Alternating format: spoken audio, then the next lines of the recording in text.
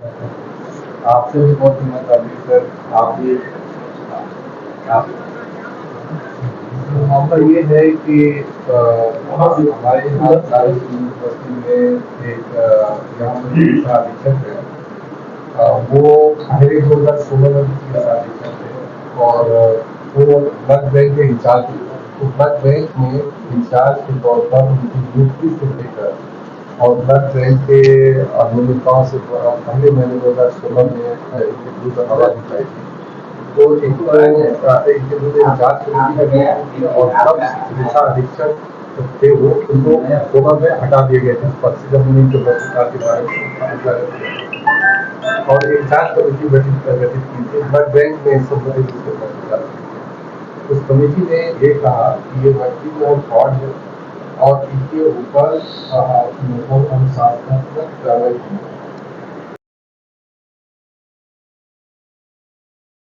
शाही के गुंडागर्दी से चलेगा, किसी अपराधी के गुंडागर्दी और अपराध से चलेगा? क्या वहाँ लोगों की जानें बचाई जाएगी या सामूहिक नरसंहार वहाँ के अधिकारियों द्वारा किया जाएगा? नमस्कार, अजय चतुर्वेदी। मैं आज प्रधानमंत्री नरेंद्र मोदी के संसदीय क्षेत्र वाराणसी और उसके भी अंदर अगर आप चलें तो पंडित मदन मोहन मालवीय की कर्मभूमि काशी हिंदू विश्वविद्यालय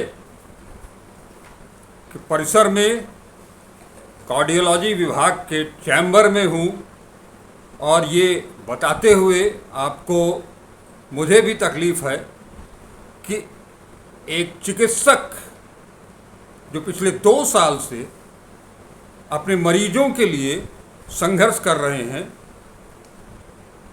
लगातार पत्राचार हो रहा है, चाहे वो कुलपति के माध्यम से हो या चिकित्सा अधीक्षक के माध्यम से हो।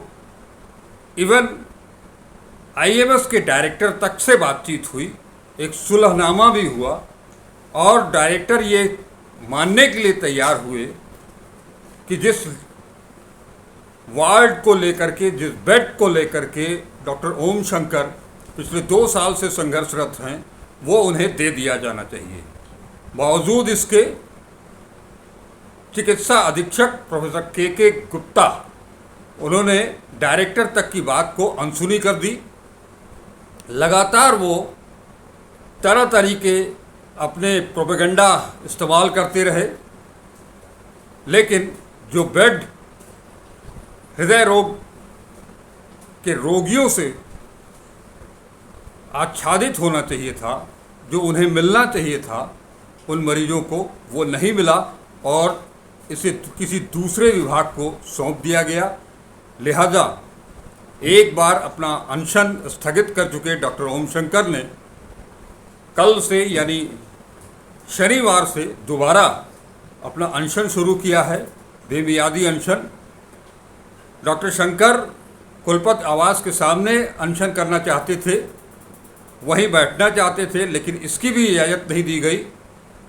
इसके बाद अनशन पर अडिग डॉक्टर ओम शंकर ने अपने चैम्बर में ही अनशन शुरू कर दिया है। शायद दुनिया में बिरले ऐसे डॉक्टर होंगे जो अपने मरीजों के लिए एक लंबी लड़ाई लड़ रहे हैं। बनारस हिंदू विश्वविद्यालय आने वाले हर मरीज के लिए, न केवल कार्डियोलॉजी से जुड़े हुए मरीज, बल्कि हर मरीज के लिए वो शुरू से पिछले 10 सालों से संघर्षरत रहे। आपको ये भी जानना जरूरी होगा कि बनारस में का सरसुंदरलाल अस्पताल को जो एम्स का दर्जा मिला है, वो भी डॉक्टर ओम शंकर की देन है। इनके संघर्ष का ही नतीजा है कि आज उसे एम्स का दर्जा मिला।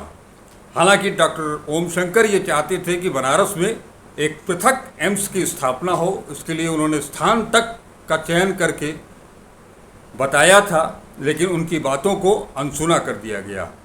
इन एक पृथक एम्स की ज़रूरत के पीछे जो सोच थी, उस सोच को आज जो डर था, उसे आज सरसुंदरलाल अस्पताल के चिकित्सा अधीक्षक लगातार उस पर मुहर लगाते जा रहे हैं, जो उस भय पर। अब हम डॉक्टर साहब से मुखातिब कराते हैं और उन्हीं से जानते हैं कि क्या कुछ इस बीच में चला है।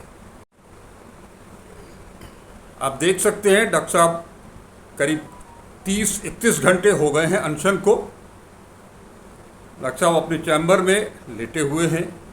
सर, आपका बहुत बहुत स्वागत है। अब इस समय स्वागत क्या किया जाए, फिर भी मैं चाहूँगा कि हमारे दर्शकों को कुछ इसके बारे में जो कुछ भी हमने बताया उससे इतर कुछ और जानकारी जो हो उसके बारे में साझा करें।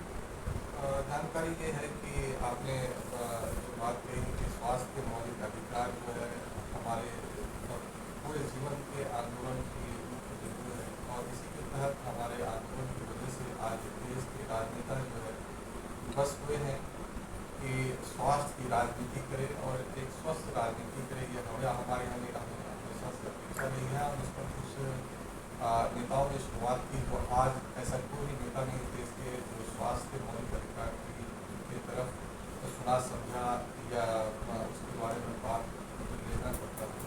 और यहाँ तक कि पहुँची है जंग कि वो राजस्थान जैसे राज्य में लागू तक हो गया था। मैं ऐसी अपेक्षा करता था कि इस चुनाव में पक्ष के व्यक्ति हों या विपक्ष के व्यक्ति, क्योंकि स्वास्थ्य जो है कोई जाति धर्म या राजनीति का मुद्दा नहीं है, ये सभी से परे सबों के लिए है। और हम सब चाहे पक्ष के हो या विपक्ष हो, सबकी सबसे महत्वपूर्ण आवश्यकताओं में से एक है। इसलिए दोनों पक्ष और विपक्ष के हर व्यक्ति का ये मसला होना चाहिए, अपने चुनाव घोषणा में सबसे पहले होना चाहिए। लेकिन दुख के साथ कहना पड़ रहा है कि ना तो ये पक्ष के लिए मुद्दा है स्वास्थ्य राजनीति और स्वास्थ्य के मौलिक अधिकार देश के हर व्यक्ति को पहुँचाना, बल्कि ये विपक्ष के भी किसी का मुद्दा नहीं है कि स्वास्थ्य का मौलिक अधिकार जो है वो हम अगर नई सत्ता में आते हैं तो हम लोग आमजन तक पहुँचाएंगे। ये दूसरी बात है, अभी भी समय है। मैं अपील करूँगा पक्ष और विपक्ष दोनों के राजनीतिज्ञों को इस मुद्दे पर आके डिबेट करें। लोगों को समाज को बांटने वाले नहीं, पर समाज को जोड़ने और मजबूत करने वाले स्वास्थ्य और शिक्षा के मौलिक अधिकार और उससे जनित जो रोजगार हो, जिससे कि हमारा देश वास्तव में मजबूत होगा और वो जो असली विकास होगा उसकी बहस की है। अब आज का जो मसला है जिसमें मैं आमने कंसर्न कर रहा हूँ, इसमें दो चीज़ें हैं। विश्वविद्यालय जो कि महामना के आदर्शों और पर टिका है, जिस पर कि एक दुनिया की सर्वश्रेष्ठ सर्व शिक्षा की राजधानी जहाँ स्वास्थ्य के भी केंद्र हो, उसकी परिकल्पना के साथ शुरू की गई थी, जहाँ ईमानदारी कर्तव्य निष्ठा ही उसकी पहचान थी। वहाँ आज 100 साल बीतने के बाद वही संस्थान भ्रष्टाचार का अड्डा बन गया है। अक्षम लोग जो हैं ज़्यादातर प्रशासनिक पदों पर विद्यमान हो गए हैं, और चूंकि एक व्यक्ति जब अपराधी होगा और वो अक्षम भी होंगे और प्रशासनिक रूप से सबल नहीं होंगे, वो जो कार्य करेंगे वो आपराधिक कार्य ही करेंगे। ऐसे ही एक अपराधी है जिनके बारे में आज पूरी ये घटना की पृष्ठभूमि और पूरी जो चुनौती है वो है वर्तमान के अपराधी चिकित्सा अधीक्षक प्रोफेसर डॉक्टर के। अपराधी मैं इसलिए कह रहा हूँ कि इनके इससे पहले ब्लड बैंक के इंचार्ज भी थे और एक बार पहले भी 2016 में चिकित्सा अधीक्षक। तो ब्लड बैंक में अभियोक्ताओं की बात जब मैं तब उठाया था तो उसको चिकित्सा अधीक्षक के पद से पहले हटा दिया गया था। फिर उस ब्लड बैंक में जांच हुई थी और उस जांच में ब्लड बैंक में घोर अनियमितता पाई गई थी, और जिसकी वजह से इनको ब्लड बैंक के इंचार्ज के रूप से भी हटा गया। लेकिन इनकी ऐसी महिमा है, पता नहीं इनमें कौन से ऐसे गुण हैं जिसकी वजह से इनको फिर कुछ दिनों के बाद जो है इमरजेंसी के इंचार्ज बना दिए गए। वहाँ फिर जाकर इन्होंने जो नर्सिंग स्टाफ के साथ शुरू की थी मारपीट की, जिसकी वजह से फिर इनके विरुद्ध आवाज़ उठी, तो वहाँ से हटा दिए गए थे। लेकिन फिर हटाने के बाद इन पर कार्रवाई की जानी चाहिए थी, लेकिन पुनः इनको एक और प्रमोशन मिला और वो प्रमोशन में फिर से वो नोडल ऑफिसर बन गए, कोविड के तब तक आ गए थे। इसलिए क्योंकि कोविड के समय बहुत सारे थे हो रहे थे, तो वहाँ पर आमदनी के बहुत सारे स्रोत थे। फिर खुद पे इनके ऊपर अनियमितताओं के आरोप लगे जिस पर कोई जाँच नहीं हुई। और मरीजों के इलाज में भी समुचित चूंकि अक्षम अधिकारी थे, अफरा तफरी मच गई। उसके बाद इस व्यक्ति को उस पद से हटाया गया। फिर भी फिर पुनः इनके विरुद्ध जो है इनको नौकरी से निकाला जाना चाहिए था, इनके विरुद्ध दंडात्मक कार्रवाई की जानी चाहिए, लेकिन इसके बदले इसको मिला पारितोषिक और एक और प्रमोशन।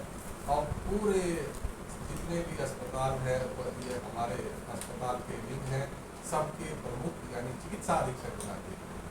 अनोखा है ये बनारस यूनिवर्सिटी आज, और यहाँ के अनोखे हैं अधिकारी जिनको भ्रष्ट आदमी के अलावा कोई भी साफ सुथरा व्यक्ति मिलता ही नहीं है अच्छे पदों पर बैठने के लिए। और उसकी शायद ये वजह हो कि वो खुद भी ईमानदार ना हो, जिससे वो अपने तरह के लोग पूछते हैं, और वैसे ही लोग मिल गए हैं और वैसा ही व्यक्ति है ये चिकित्सा अधीक्षक। अब चूंकि जब ये चिकित्सा अधीक्षक बने तो इनको पहले से मुझसे कुंदर थी, क्योंकि मैंने इनके अपराध को उजागर किया था और इन पर कार्रवाई करवाई। उनको लगा कि मुझसे वो खुन्नस निकाले, और सवाल मुझसे निकाले तो फिर ठीक है, लेकिन वो मुझसे निकालने के चक्कर में हृदय रोगियों से वो खुन्नस निकाल गए। मेरी लड़ाई ये थी कि इस अस्पताल में पहले से हृदय विभाग के पास मात्र 47 बेड थे, और जब नए भवन बने सुपर स्पेशलिटी भवन, तो उसमें भी 41 बेड हृदय विभाग को सेवा विस्तार के तौर पर दिया गया। जब ये चिकित्सा अधीक्षक बने तो उन्होंने कहा कि अब सेवा विस्तार नहीं होगा, सेवा रिडक्शन होगा, यानी 47 से घटाकर अब आपको 41 बेड देंगे। और ये वजह थी पुरानी खुन्नस जो मैंने आपको बताई, जो मुझसे निकाली थी लेकिन मरीजों से निकाली, और उसकी वजह से इन्होंने लगातार 2 साल से ज़्यादा समय से उस पर ताला लगा कर रखा, और जिससे बेड रहते हुए पिछले 2 साल में 35,000 से ज़्यादा लोगों को बेड नहीं मिले, और उसमें से हज़ारों ऐसे लोगों की मौतें हो गई जिनकी जान को इलाज से बचाया जा सकते थे। इस सब की सूचना मैंने कुलपति जी को दी, क्योंकि कुलपति जी के हमारे विश्वविद्यालय के सर्वे सर्वा हैं, सर्वोच्च पद पर आसीन थे, लेकिन कुलपति जी और इनका ऐसा प्रेम है, ऐसा बंधन है और ऐसा रिश्ता है जिसके बारे में कोई भी शब्द छोटा पड़ेगा, इतना गहरा रिश्ता है। और उस रिश्ते के लिए इन्होंने एक भ्रष्ट व्यक्ति को कुलपति महोदय ने लगातार भ्रष्टाचार फैलाने के लिए संरक्षण किया। न सिर्फ उनसे भ्रष्टाचार फैलाने के लिए संरक्षण किया, बल्कि महामना के इस संस्थान को बेचने के लिए भी उनको खुलेआम छोड़ा। और दोनों की मिली भगत से, यानी कुलपति और चिकित्सा अधीक्षक दोनों की साठगांठ से यहाँ के जो जहाँ गरीब लोगों को कम पैसे में अच्छी जांचें होती थी, उसको एक निजी कंपनी के हाथों में बेच दिया गया, और उस निजी कंपनी के द्वारा आज न सिर्फ मतलब सही रिपोर्ट नहीं दिए जाते हैं, बल्कि वो कंपनी खुद भी ब्लैक लिस्टेड कंपनी है, जिस कंपनी का नाम है POC। वो भी उनके भी चिकित्सा अधीक्षक और कुलपति महोदय से कुछ खास रिश्ता होगा, तभी उनको मिला होगा। उनके ये जो आवंटन हुए हैं वो भी सिंगल टेंडर में हुए हैं, और एक ही टेंडर में उनको एक ही बार कोई रिपीट टेंडर ना होकर उनको आवंटित कर दिया गया। कौन सी इमरजेंसी पता नहीं, दूसरा कोई टेंडर पड़ ना पा इस कोर्स में। फिर आगे की बात ये है कि जब ये बेड से संबंधित जो हमारे आंदोलन थे, जब उसके बारे में बार बार मैंने लिखा, तो पिछले साल अगस्त के महीने में एक कमेटी बनाई गई बेड डिस्ट्रीब्यूशन के लिए कि हृदय विभाग को कहाँ क्या कितना बेड मिलना चाहिए। उस कमेटी ने 2 साल के अपने 2 महीने के अपने मतलब अगस्त से अक्टूबर 2023 के अपने हुए जो खोज थे और जो वाद विवाद थे, उस पर पूरी सुनवाई के बाद ये निष्कर्ष पर पहुँचे कि इस चिकित्सा अधीक्षक द्वारा जितने भी आर्गूमेंट दिए गए वो पूरे बकवास हैं, उसका कोई औचित्य नहीं है, वो आधारहीन है और तथ्यहीन है। और दूसरा बात, हृदय विभाग के द्वारा यानी कि मेरे द्वारा जो प्रस्तुत सारे तर्क हैं वो तार्किक हैं, नैतिक हैं और लीगल हैं। इसलिए ये पूरा का पूरा जो डॉक्टर साहब का यानी डॉक्टर ओम शंकर का जो तर्क है उसको कमेटी जो है बहुमत वोट से पास करती है और इसे इम्प्लीमेंट करने की संस्तुति करती है। फिर संस्तुति के बाद कई महीने बीत गए, मैंने उस बीच में उसको लागू कराने के लिए संस्तुति को कई बार फिर से कुलपति महोदय और चिकित्सा महोदय, निदेशक महोदय सबको पत्र लिखे, लेकिन कोई कार्रवाई नहीं। फिर अंत में खट्टर मैंने फिर मार्च के पहले हफ्ते में आमरण अनशन 8 तारीख से शुरू करने के लिए नोटिस किया। जब मैं नोटिस किया तो प्रशासन आई अपने इसकी हरकत में और डीन और डायरेक्टर साहब से मेरी कई फेज में मुलाकात हुई, उस पर सारे गहन चिंतन हुए और फिर 8 तारीख को जब मैं आमरण अनशन में बैठने वाला था उससे ठीक पहले हमारे बीच में आप सहमति बनी कि जो हमारी मांग भी यही थी कि जो कमेटी का रिकमेंडेशन है उसको लागू करें और उस पर जो निदेशक महोदय जो है अपनी सहमति दे जी। और इस तरीके से मुझे रिटर्न आदेश दिया उन्होंने खुद अपने हाथों से और एक आदेश चिकित्सा अधीक्षक को भी भेजा गया कि वो अगले दिन यानी 9 तारीख से 9 मार्च से इसको लागू करें। ये आदेश हो गया, फिर एक हफ्ते हो वो आदेश का पालन मैंने फिर पत्र लिखे निदेशक महोदय को महोदय को चिकित्सा अधीक्षक भाई लागू करें। फिर 2 हफ्ते हो गए वो लागू नहीं।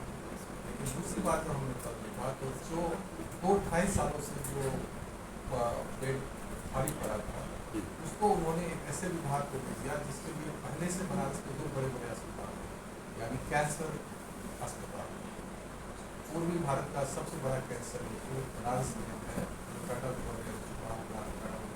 है और दूसरा जो है जो रेलवे के अस्पताल है वो भी कैंसर का अस्पताल है। लेकिन दूसरी बात है कि एक भी हार्ट का अस्पताल यहाँ नहीं और बनारस BHU जो है सरकारी अकेला संस्थान है जहाँ हृदय की सुविधाएं वर्तमान में उपलब्ध है और जहाँ बेड की घोर कमी है और इस देश का हर तीसरा व्यक्ति आज हृदय से संबंधित बीमारियों से जाने लगा है। वो अस्पताल जो 2500 बेड का जो दावा है उसका भी हर तीसरा बेड हृदय संबंधित बीमारियों के इलाज के लिए होना चाहिए यानी 850 बेड होना चाहिए। यहाँ तो 47 बेड से घटाकर 41 बेड देने को चिकित्सा अधीक्षक कह रहे हैं। इससे बड़ा गुंडागर्दी और बेईमानी एक अधिकारी के द्वारा क्या सकता है जिसकी वजह से हजारों जाने गई, 35,000 से ज़्यादा लोगों को बेड रखते हुए बेड नहीं मिला पिछले सालों में और हजारों लोगों की जाने बचा सकते हैं। इसी सब सर टोटल कितने बेड होने चाहिए थी? अभी जो कमेटी का जो फैसला था पूरा 4th फ्लोर नई बिल्डिंग में और 8वां फ्लोर नई बिल्डिंग में हृदय विभाग को आवंटित थे जिसमें आप 90 बेड मान सकते हैं कि पूरा लगभग 90 बेड में था और 5th फ्लोर में हमारे एकेडमिक्स और जो ऑपरेशन थिएटर थे वो बना। तो उस दोनों पर इन्होंने इस दोनों को नहीं होगा और इससे मरीजों को हो रही असुविधा को देखते हुए हमारे पास फिर कोई विकल्प नहीं बचा। फिर मैंने 2-3 बार भर्ती किया इसके बाद भी और नहीं मानने से हम 10 दिन पहले नोटिस दिया था कि 11 तारीख को 11 बजे से मैं आवेदन शुरू करूँगा। ये जो पोजिशन है उसी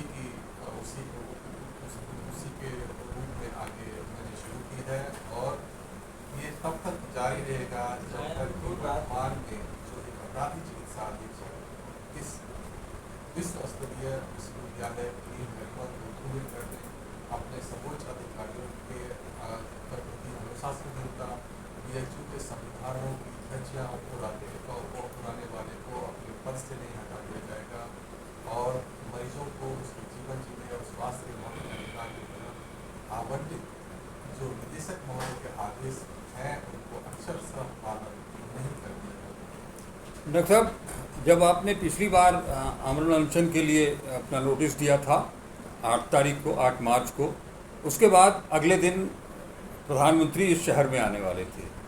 हम लोगों को उस समय भी अंदेशा था कि प्रशासन कुछ लिपापोती करेगा और आपको ये मनाने की कोशिश करेगा कि आप अनशन फिलहाल अपना स्थगित कर दें।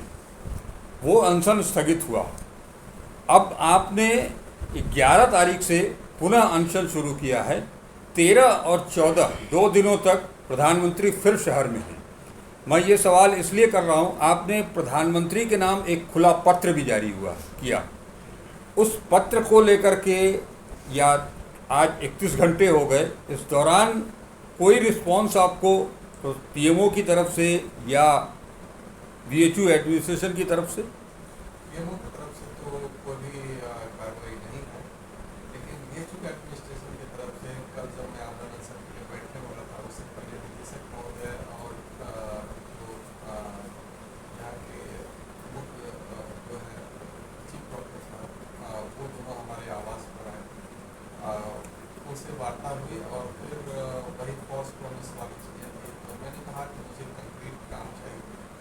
सी बात यह है कि जो कुलपति महोदय हैं, जैसे ही मैंने 8 तारीख को इसकी घोषणा की मीडिया कॉन्फ्रेंस के द्वारा, उसी दिन कुलपति महोदय यहाँ से भाग गए और आज तक उनका आता पता नहीं है।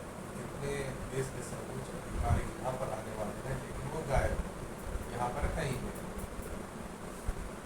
अब समझिए, ना सिर्फ वो इतने अपने पूरे कार्यकाल के दौरान इतने अक्षम हैं कि उन्होंने एग्जीक्यूटिव काउंसिल विश्वविद्यालय के रोजमर्रा कार्यों के लिए जो भी अति आवश्यक है उनकी नियुक्ति तक नहीं कर पाए, लेकिन उन्होंने उसके बगैर कई सारी नियुक्तियाँ की अवैध वही नहीं।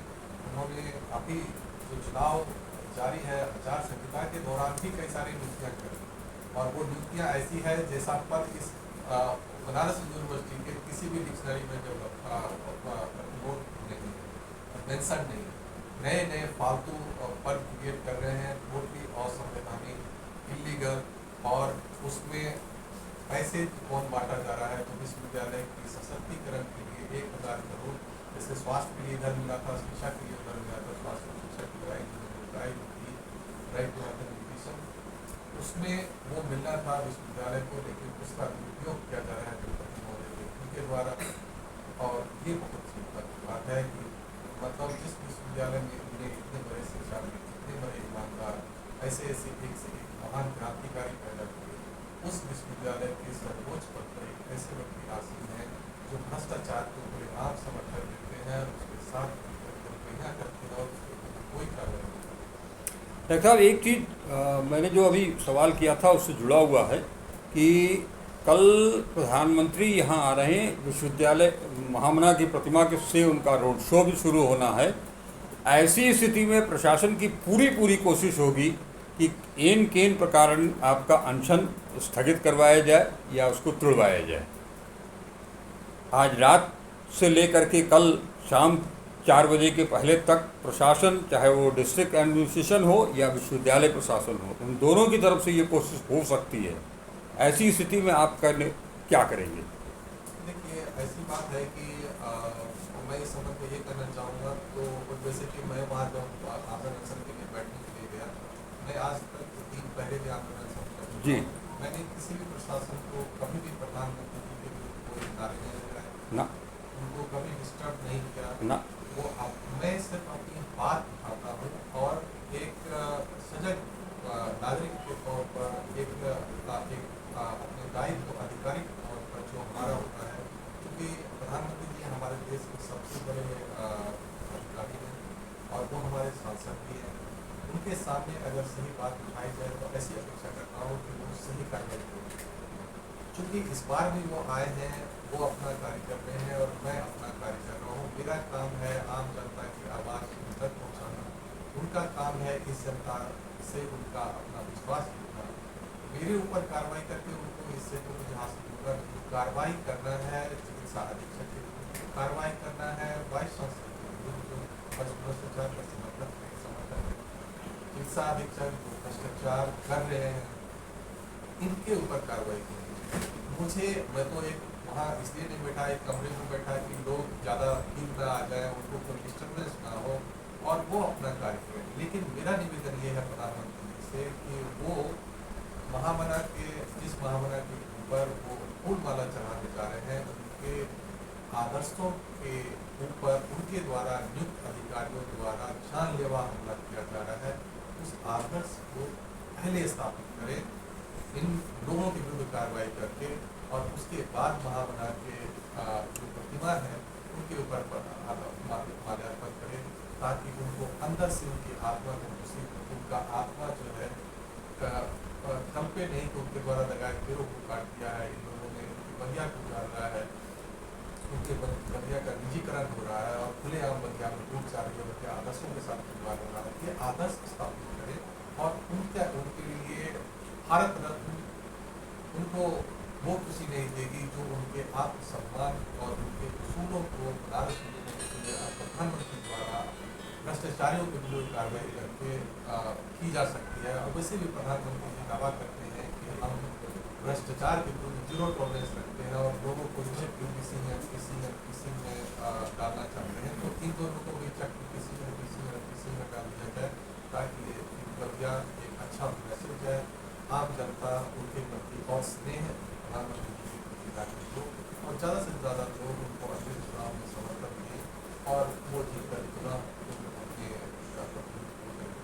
जी, बहुत बहुत शुक्रिया डॉक्टर साहब। अभी आप सभी ने सुना कि डॉक्टर साहब ने क्या कहा, उनकी मंशा क्या है। डॉक्टर साहब ने प्रधानमंत्री को लिखे पत्र में भी आखिर में एक वाक्य का प्रयोग किया है कि ये पूरा प्रशासन, विश्वविद्यालय प्रशासन एक तरह से उनकी छवि को धूमिल करने की कोशिश कर रहा है। ये जो सुपर स्पेशलिटी वार्ड जो विंग जो खुला है वो भी प्रधानमंत्री की ही देन है, प्रधानमंत्री के ही प्रयास से ये सब कुछ हुआ है। बनारस जो हेल्थ का हब बना वो भी प्रधानमंत्री जी की देन है। अब मांग सिर्फ और सिर्फ इतनी है, डॉक्टर साहब अपने निजी कारणों से ये अनशन पर नहीं बैठे हैं, उनका कोई व्यक्तिगत लाभ इसमें नहीं है, वो अपने मरीजों के लिए संघर्ष कर रहे हैं।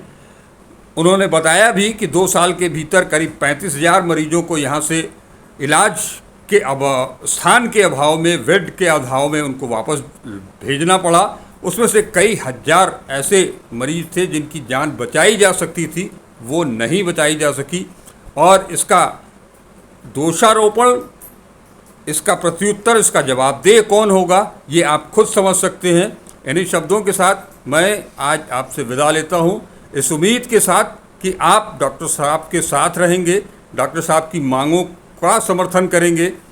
इसके साथ लिहाजा इस वीडियो को भी ज़्यादा से ज़्यादा लाइक करें, शेयर करें और अपने विचारों से अवगत जरूर करावें। चैनल को अब तक अगर सब्सक्राइब नहीं किया है तो सब्सक्राइब करें। नमस्कार, अजय चतुर्वेदी।